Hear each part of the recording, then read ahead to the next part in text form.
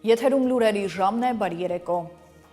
Եվ այսպես Ադրբեջանի պատվիրակությունը Հայաստանում է փոխվարչապետ Շահին Մուստաֆայևի գլխավորությամբ։ Պատվիրակության անդամներին փոխադրող ինքնաթիռը վայրէջք է կատարել Երևանի օդակայանում։ Աղվերանում Հայաստանի եւ Ադրբեջանի փոխվարչապետների նախագահությամբ տեղի է ունեցել սահմանազատման եւ սահմանային անվտանգության հարցերով հանձնաժողովի եւ սահմանազատման պետական հանձնաժողովի 13-րդ հանդիպումը։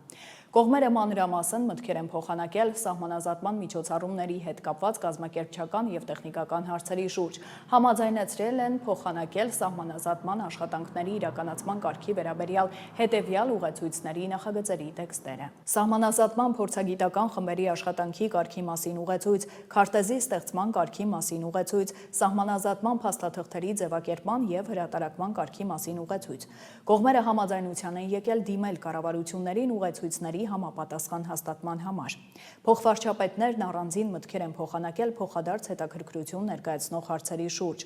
Նշվել է, որ դեպի Հայաստան բեռների տարանցումն Ադրբեջանի Հանրապետության տարածքով հաջողությամբ իրականացվում է եւ շարունակվում։ Գոհունակությամբ նշվել է, որ Ադրբեջանը իրականացնում է նավթամթերքի մատակարարում դեպի Հայաստան, ինչը վկայում է երկրների միջև առևտրատնտեսական կապերի ձևավորման մասին։ Տեղի է ունեցել նաև կողմերի գործարար շրջանակների ներկայացուցիչների մասնակցությամբ քննարկում առևտրատնտեսական գործակցության զարգացմանը, ապրանքների եւ ծառայությունների փոխադարձ մատակարարումներին, ինչպես նաև տարանցիկ փոխադրումներին վերաբերող հարցերի շուրջ։ Հատուկ ընդգծվել է, որ ձեռքբերված արդյունքները հնարավոր են դարձել Նիկոլ Փաշինյանի եւ Իլհամ Ալիևի քաղաքական կամքի շնորհիվ։ Հանդիպման արդյունքներով ստորագրվել է համապատասխան արձանագրություն։ Կողմերը պայմանավորվել են աշխատանքային կարգով համաձայնեցնել Ադրբեջանում հաջորդ հանդիպման անցկացման ամսաթիվը։ Այս մասին առավել հանգամանալից դիտեք վերլուծական հատվածում։ Շարունակենք։ Փարիզում տեղի է ունեցել Հայաստանի դեսպանության նոր շենքի բացման հանդիսավոր արարողությունը։ Արարատ Միրզոյանը բարձրացրել է Հայաստանի Հանրապետության եռագույնը, Հանրապետության զինվորական նվագախմբի կատարմամբ հնչել են երկու երկրների ազգային օրհներգերը եւ ժապավենի կտրելու արարողությունից հետո պաշտոնապես ազդարարվել է դեսպանության բացումը։ Միջոցառմանը ողջույնի խոսքով հանդես է եկել Ֆրանսիայում Հայաստանի դեսպան Արման Խաչատրյանը, ելույթներ են ունեցել Հայաստանի եւ Ֆրանսիայի արտգործնախարարները։ Ելույթում Արարատ Միրզոյանը երախտագիտության խոսք է ուղղել Ֆրանսիայի իշխանություններին ցուցաբերած շարունակական աջակցության համար, նաեւ անձամբ նախարարին Հայաստանի համար շատ կարևոր իրադարձությանն անձամբ մասնակցելու համար։ Խորհրդանշական է նաեւ, որ դեսպանության նոր նստավայրը տեղակայվում է Ֆրանսիայի նախկին նախագահ Վալերի Ժիսկար դ'Եստենի առանձնատանը, ինչի համար նախարար Միրզոյանը շնորհակալություն է հայտնել ընտանիքին կարևոր պահին Հայաստանի հետ լինելու համար։ Նախորդային արտգործնախարար Արարատ Միրզոյանը հանդիպել է Ֆրանսիայի, Եվրոպայի եւ արտաքին գործերի նախարար Ժան-Նոել Բարոյի հետ։ Ընդգծվել են Փարիզում Հայաստանի դիվանագիտական ներկայացուցչության նոր նստավայրի ընտրությունն ու պաշտոնական բացումը, որը երկրների միջև գործընկերությունն առավել խորացնելու լավագույն դրսևորումներից է։ Նախարարները քննարկել են Հայաստան-Ֆրանսիա ռազմավարական գործընկերության զարգացման ուղղված քայլերը, ընդգծելով Ֆրանսիայի նախագահ Մակրոնի Երևան առաջիկա այցի կարևորությունը։ Անդրադարձ է կատարվել առանցքային ոլորտներում համագործակցության առաջիկա ծրագրերին։ Զրուցակիցները մտքեր են փոխանակել նաև տարածաշրջանային եւ միջազգային զարգացումների շուրջ։ Շարունակենք, վարչապետը Գեղարքունիքի մարզում էր Նիկոլ Փաշինյանը շրջել է մի շարք համայնքներում, որտեղ մանկապարտեզներ են կառուցվել, դպրոցներ նորոգվել։ Վարչապետը ծանոթացել է կատարված աշխատանքներին, մասնակցել բացման արարողության։ Չնախատեսված կանգառներ եւս եղել են։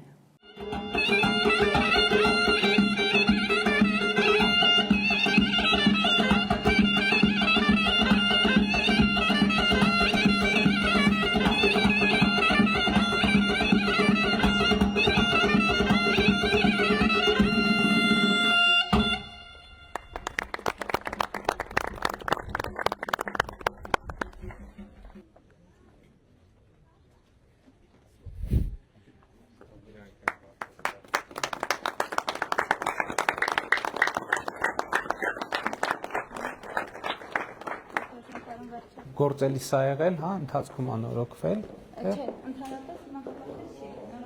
մանկապարտեզ է, զրոյից կառուցված է։ Բամ մեր թղթերում գրած է նորոգում։ Այսինքն զրոյից է կառուցվում։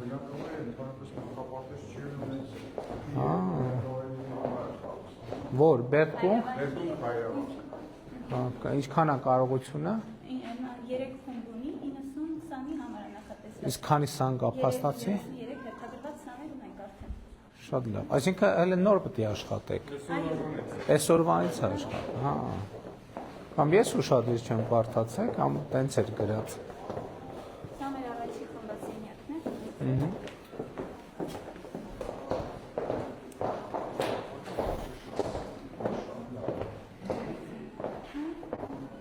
Այստեղ արդեն միջասենյակն է։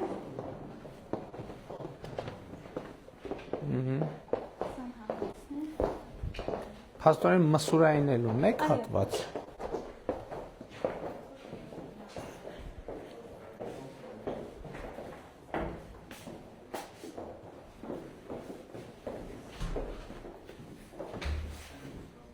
Մսուրային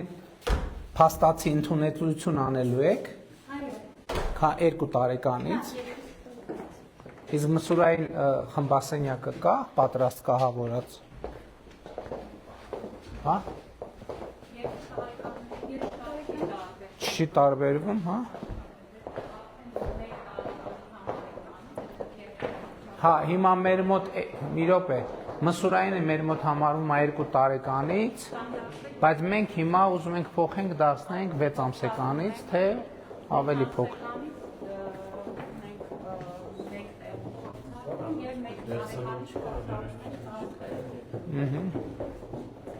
Սա արդեն մեր համալսն է։ Պահեստային հատվածներով։ Երբ են շինարարությունը ավարտե։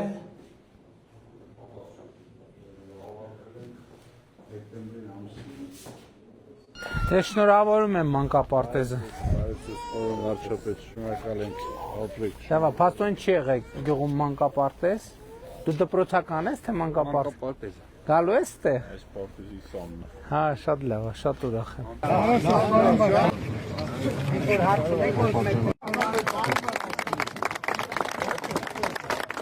Սուբվենցիայով է կառուցվել, այսինքն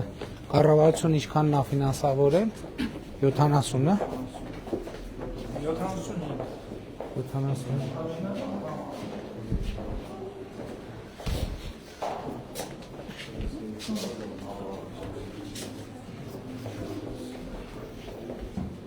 Արև ձեզ Արև ձեզ Հա, բայց կա տարբերակ երեխեք կան, որ լիարժեք ծանրաբեռնվի։ Հա։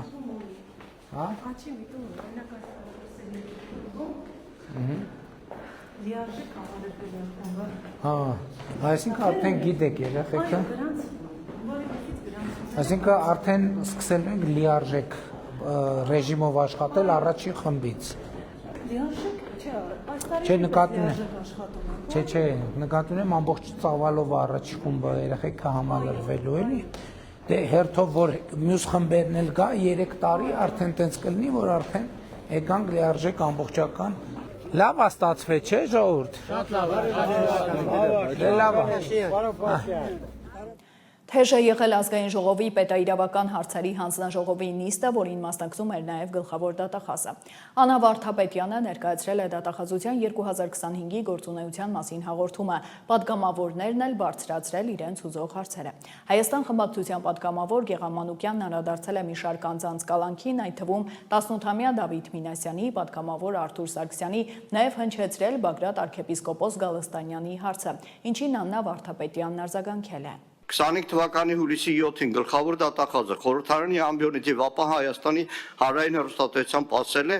քննության մեջբերում շրջանակներում փորձաքննություններ իրականացում են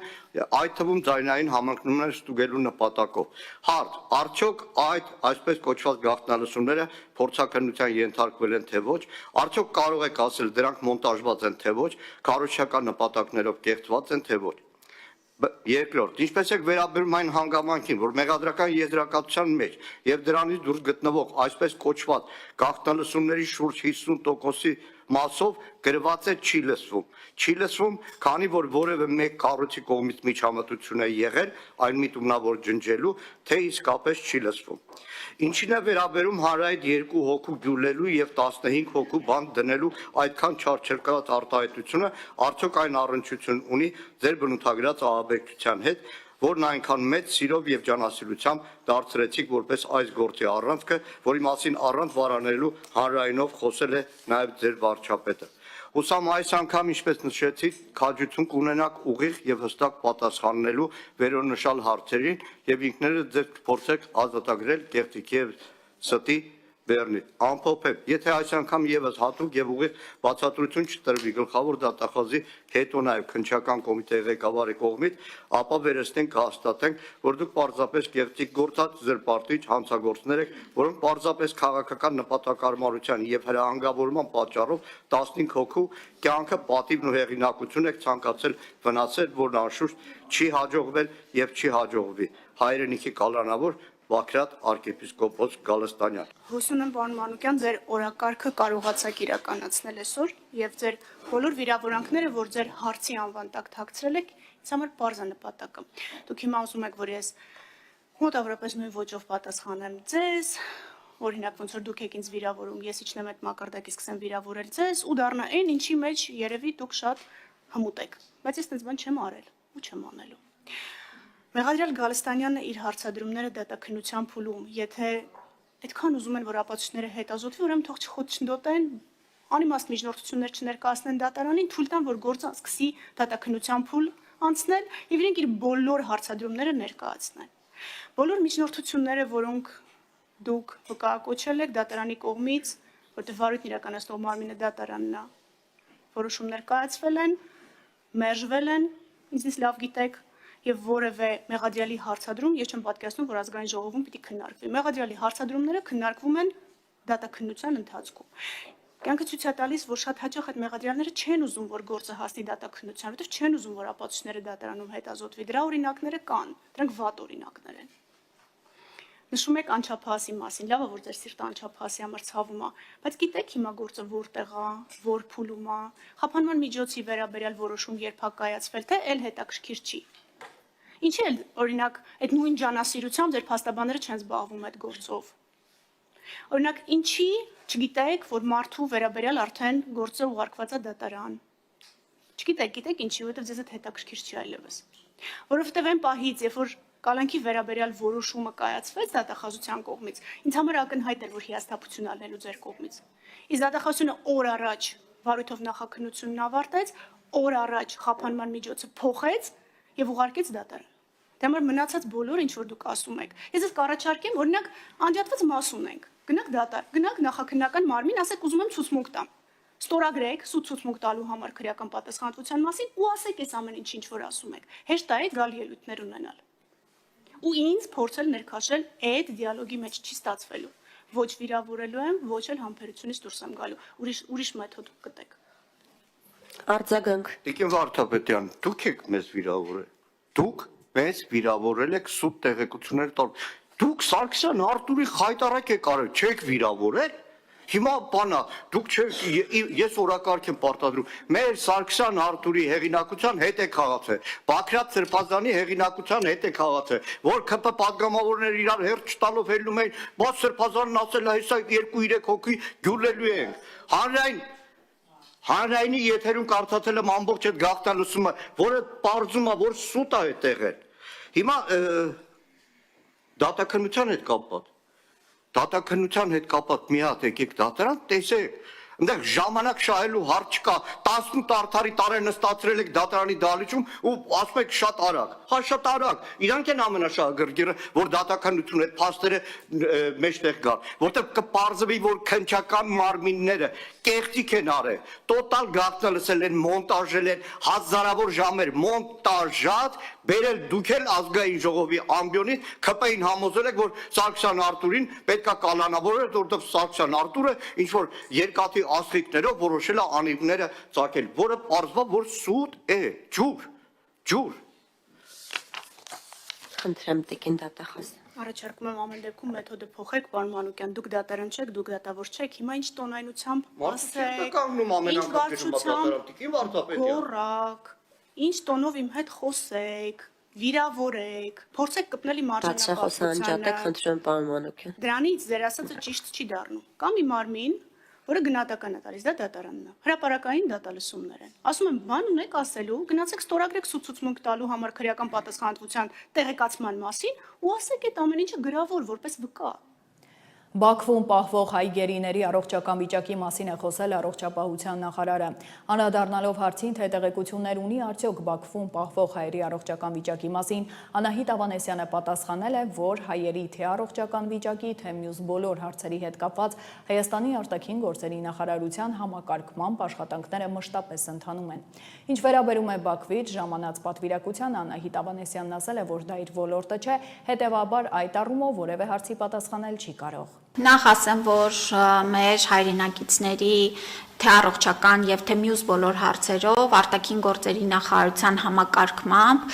մշտապես աշխատանքները ընթանում են եւ այս մասով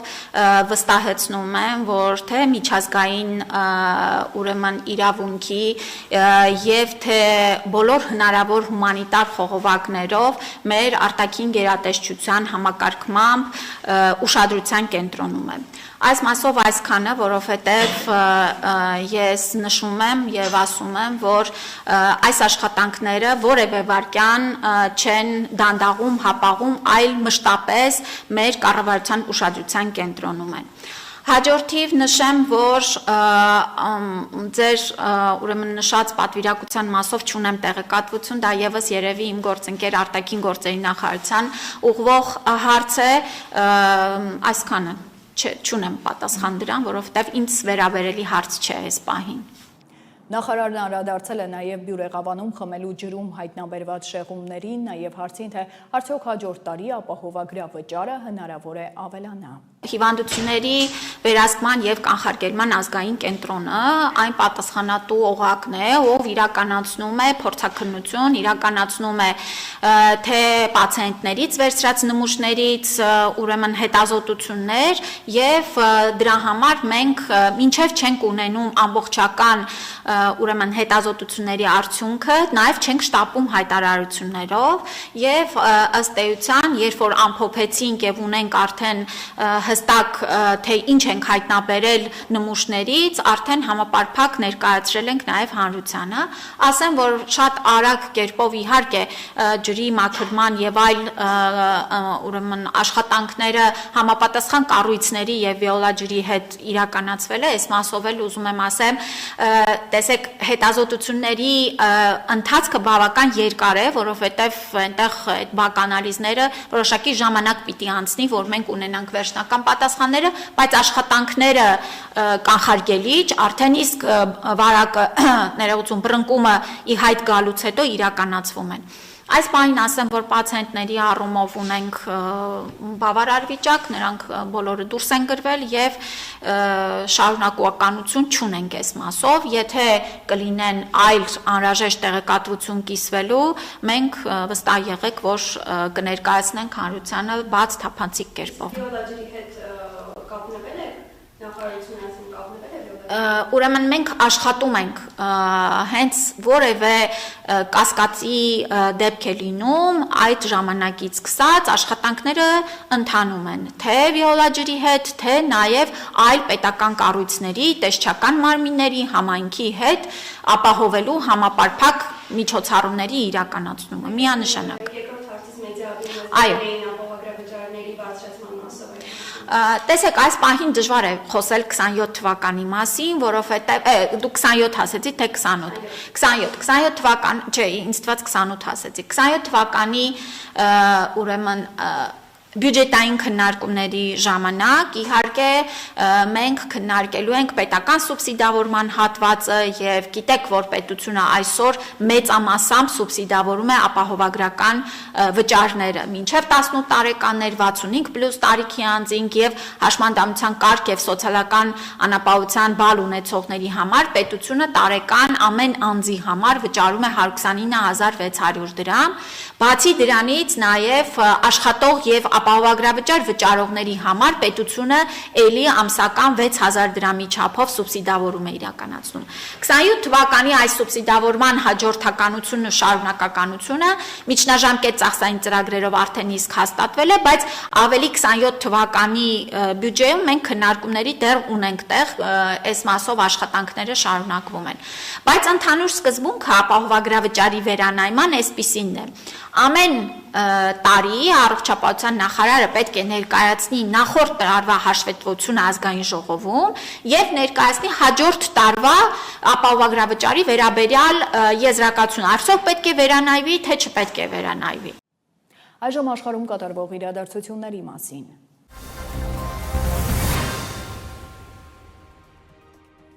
Մեծ Բրիտանիայի թագավոր Չարլզ III-ը ԱՄՆ կոնգրեսի առջև ելույթում հայտնել է, որ չնայած Եվրոպայում եւ Մերձավոր Արևելքում անորոշության եւ հակամարտությանը, Միացյալ Թագավորությունը եւ ԱՄՆ-ն միշտ կլինեն հավատարիմ դաշնակիցներ, միավորված ժողովրդավարության պաշտպանության գործում։ Չարլզ III-ը նաև ընդգծել է ՆԱՏՕ-ի կարևորությունը Ռուսաստանի հետ պատերազմում ԱՄՆ-ի կողմից Ուկրաինային շարունակական օգնության անհրաժեշտությունը, մեկուսացման վտանգները եւ անդրադարձել է կլիմայական ճգնաժամին։ Կոնգրեսում ելույթից հետո Սպիտակ տանը մատուցված պետական ընթրիքի ժամանակ ԱՄՆ նախագահ Դոնալդ Թրամփը հայտարարել է, որ Չարլզ թագավորը չի ցանկանում, որ Իրանը միջուկային զենք ունենա։ Թագավորն այս հայտարարությունը չի մեկնաբանել։ Մենք հիմա մի փոքր աշխատանք ենք կատարում Մերձավոր Արևելքի հարցում եւ ամեն ինչ շատ լավ է ընթանում։ Մենք ռազմական առումով հաղթել ենք այդ կոնկրետ հակառակորդին եւ մենք երբեք թույլ չենք տա, որ այդ հակառակորդը միջուկային զենք ունենա, նշել է Թրամփը։ ԱՄՆ նախագահ Դոնալդ Թրամփը հայտարարել է, որ չնայած Իրանի իշխանությունների միասնական դիրքորոշում ձևավորելու դժվարություններին, նրանք պետք է շուտապույտ համաձայնագիր կնքեն Վաշինգտոնի հետ։ Իրանցիները ոչ մի կերպ չեն կարողանում կենտրոնանալ։ Նրանք չգիտեն, թե ինչպես ստորագրել միջուկային ծրագրից հրաժարվելու մասին համաձայնագիրը։ Ավելի լավ կլինի, որ նրանք հնարավորինս շուտ ողջամտություն ցուցաբերեն։ Truth Social սոցիալական ցանցում գրել է Թրամփը։ Բացի այդ, նա տեքստինգից հրապարակել է մի նկար, որտեղ նախագահը կոստյումով, փողկապով եւ սևակնոսներով է, ձեռքին ինքնաձիգ։ Նկարի ետնամասում երևում է ամրություններով եւ պայթյուններով ողողված լեռնային բնապատկեր։ Պատկերն ուղեկցվում է հետեւյալ մակագրությամբ. նա այլևս միստր Բարի տղան չէ։ Նախորդին The New York Times թերթը հայտնել է, որ Թրամփը չի ընդունի Իրանի առաջարկը։ Այդ առաջարկը նախատեսում է Հորմուզի նեղուցի բացում, սակայն Թեհրանի միջուկային ծրագրի հարցը թողնում է հետագա բանակցությունների համար։ Այսպիսով նախագահը պատրաստվում է իրանական նավահանգիստների տևական շրջափակմանը։ ԱՄՆ պետքարտուղար Մարկո Ռուբիոն մեղադրել է Կուբայի իշխանություններին ԱՄՆ-ի հակառակորդ պետությունների հետախուզական ծառայություններին երկրի տարածքը տրամադրելու համար։ Ռուբիոն որևէ երկիր չի առանձնացրել, սակայն ԶԼՄ-ները նշում են Կուբայի վաղեմի պատմական կապերը նաև ԽՍՀՄ-ի, ապա Ռուսաստանի հետ։ Վերջին տասնամյակում Կուբան նաև ընդլայնում է Չինաստանի հետ համագործակցությունը տնտեսական եւ տեխնոլոգիական ոլորտներում։ Մեկնաբանելով Կուբայում ստեղծված իրավիճակը, Ռուբիոն ասել է. այնտեղ բարելավումները կարող են լինել միայն լուրջ տնտեսական բարեփոխումների շնորհիվ, բայց ոչ ներկա իշխանությունների հետ, որոնք տնտեսապես գիտակ չեն։ ԱՄՆ նախագահ Դոնալդ Թրամփը մարտի 5-ին հայտարարել է, որ Վաշինգտոնը մտադիր է զբաղվել Կուբայի նկատմամբ գործողությունների հետագա ուղեծրի մշակմամբ Իրանի դեմ ռազմական գործողությունների ավարտից հետո։ Նա նախկինում բազմիցս պնդել է, որ Կուբայի կառավարությունն ու տնտեսությունը մոտ են անկմանն այն բանից հետո, երբ ԱՄՆ ճնշման ներքո դադարել են Վենեսուելայից նավթի մատակարարումները։ Ուկրաինային տրամադրվող 90 միլիարդ եվրո վարկի առաջին տրանշը 6 միլիարդ եվրոյի չափով կվճարվի այս եռամսյակում անօդաչու թռչող սարքերի ձեռքբերման եւ բյուջետային կարիքների համար։ Այս մասին Եվրախորհրդարանում հայտարարել է Եվրահանձնաժողովի ղեկավար Ուրսուլա ֆոն դեր Լայենը։ Հիշեցնենք, որ ավելի վաղ Եվրոպական խորհրդի ղեկավար Անտոնիո Կոշտան հայտնել էր, որ Եվրամիության երկրները հավանություն են տվել Ուկրաինային 90 միլիարդ եվրոյի վարկ տրամադրելուն, ֆինանսական եւ ռազմական աջակցության համար։ Պարկն Ուկրաինային կտրամադրվի 2 տարվա ընթացքում։ Եվրամիությունը նախատեսում է հատկացնել 45 միլիարդ եվրո համապատասխանաբար 2026 եւ 2027 թվականների համար։ Ուրսուլա ֆոն դեր Լայենը հավելել է, որ 2026 թվականի համար նրանք նախատեսում են 45 միլիարդ եվրոյի առաջին տրանշը հատկացնել այս եռամսյակում, 1/3 բյուջետային կարիքների համար, իսկ 2/3 կուղղվի Ուկրաինայի համար անօդաչու թռչող սարքերին, մոտ 6 միլիարդ եվրոյի չափով։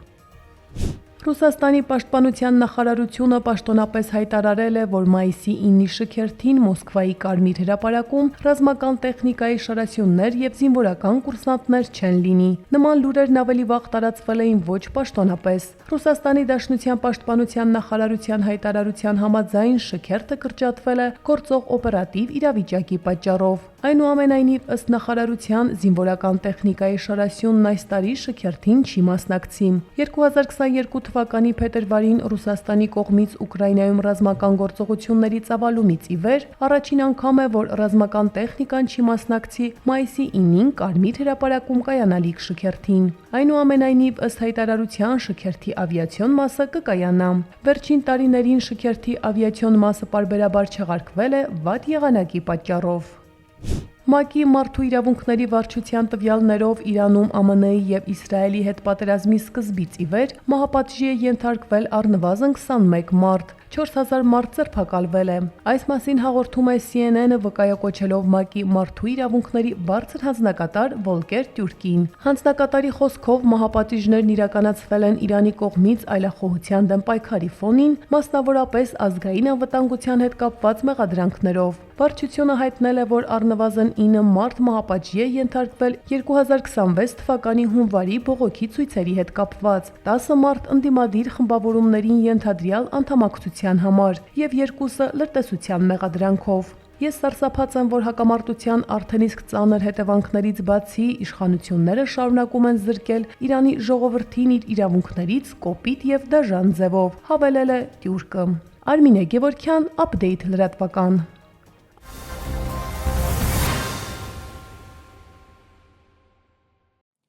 Շարունակենք, իրավապահները խուզարկություններ են իրականացրել ուժեղ Հայաստանի Ավանի գրասենյակում բերման ենթարկված քաղաքացիներ կան։ Հակակոռուպցիոն կոմիտեից հայտնում են, որ ընտրակաշարք ստանալու եւ բարեգործական արգելքը խախտելու դեպքերի առթիվ քննվող քրեական վարույթի շրջանակներում ձերբակալվել են մի խումբ անձինք։ Կոմիտեից նշել են, որ անհրաժեշտության դեպքում ավելի ուշ լրացուցիչ տեղեկություն կտրվի։ Քաղաքական ճնշումների մասին ահազանգ Տաշիր պիցայում։ Ըստ ականատես դիտորդական առաքելության ստացած ահազանգի մասնաճյուղերից մեկում 3 աշխատագիծ ազատվել է աշխատանքից ուժեղ Հայաստան կուսակցության հանրահավաքին մասնակցելուց հրաժարվելու պատճառով, ինչն առաքելությունը գնահատում է որպես աշխատանքային իրավունքի խախտում։ Առաքելությանը փոխանցված տվյալների համաձայն ընկերության ղեկավարությունը պարտադրել է անձնակազմին ապահովել ներկայություն նշված քաղաքական միջոցառմանը, սակայն որոշ աշխատակիցներ չեն ենթարկվել հրահանգին, ինչի հետևանքով հեռացվել են աշխատանքից։ Նրանց թվում է նաև մասնաճյուղի մենեջերը, որի նկատմամբ ճնշումները ըստ ահազանգի կրել են թիրախային բնույթ, կապված նաև միասնության թևեր կուսակցության համակիր լինելու հանգամանքի հետ։ Ականատեսն արձանագրում է, որ սա ոչ միայն աշխատանքային օրենսդրության խախտում է, այլև պարունակում է հանցագործությունների հատկանիշներ։ Առաքելությունն արդեն համապատասխան հաղորդում է ներկայացրել իրավապահներին, պահանջելով իրականացնել քննություն եւ պատասխանատվության ենթարկել աշխատակիցների նկատմամբ ապօրինի ճնշումներ գործադրած, նրանց աշխատանքից ազատման դիմում գրելուն պարտադրած անձանց։ Քրեական ոստիկանության Լոռու մարզի ծառայողները Վանաձոր քաղաքում սպանության դեպք են կանխել։ Ոստիկանությունից հայտնում են, որ ձեռնարկված համալիր օպերատիվ հետախուզական միջոցառումների արդյունքում քրեական ոստիկանները փաստական տվյալներ են ձեռք բերել, որ մի խումբ երիտասարդներ 36-ամյա համաքաղաքացու հետ ունենալով թշնամական հարաբերություններ նախնական համաձայնությամբ ծրագրել են նրա սպանությունը, ինչպես նաև նախապատրաստել ավազակային հարձակումներ եւ բնակարանային գողություն։ Հանցավոր մտադրությունը փորձել են իրականացնել մարտի 22-ին, սակայն ավարտին չեն հասցրել։ Քննչական վարչությունում ապրիլի 18-ին նախաձեռնվել է վարույթ։ Դեպքի 3 մասնակից կալանավորվել է, մեկը ձերբակալվել, ձեռնարկվում են միջոցառումներ մյուս մասնակցին հայտնաբերելու ուղղությամբ։ Նախաքննությունը շարունակվում է։ Առանձնապես խոշոր չափի թմրամիջոցների ապօրինի իրացում, մինչև 93 միլիոն դրամի փողերի լվացում։ Ավարտվել է 3 քրեական վարույթի նախաքննությունը։ Քննչական կոմիտեն հայտնում է, որ նախաքննության ընթացքում պարզվել է, որ 3 անձ իրացնելու նպատակով ձեռք է բերել տարբեր տեսակի թմրամիջոցներ, ապահովել դրանց առանձնացումն ըստ քաշերի, փաթեթավորումն ու նախապես տեղադրումը թաքստոցներում, որից հետո թմրամիջոցների գտնվելու վայրերը լուսանկարել են, նշել դրանց վայրերն ու Տելեգրամում տարբեր անվանումներով նույնականացված թմրամիջոցների ապօրինի շրջանառությամբ զբաղվող մի շարք այլ անձանց խանութ հարթակների միջոցով փոխանցել են այլ անձանց։ Հարուցվել է հանրային քրեական հետապնդում, առանձնապես խոշոր չափի թմրամիջոցներ ապօրինի իրացնելու եւ փողերի լվացում կատարելու համար։ Քրեական վարույթները մեղադրական եզրակացությամբ ուղարկվել են հսկող դատախազին։ Եվ առաջիկա օրերին առանձին շրջաններում սպասվում է կարճատև անձրև եւ ամպրոպ, տեղտեղ հնարավոր է կարկուտ։ Երևանում ապրիլի 30-ին եղանակը կլինի առանց ստեղումների։ Օդի ջերմաստիճանը կբարձրանա 4-ից 5, Լոռիում, Տավուշում եւ Սյունիքում 7-ից 10 նիշով։ Այսքանը դուք դիտում եք Update լրատվականը, հիշեցնեմ վայրկյաններ անց վերլուծությունն է ադրբեջանական պատվիրակության մասին, բաց չթողնեք, իսկ ես ձեզ հրաժեշտ եմ տալիս, հաջողություն։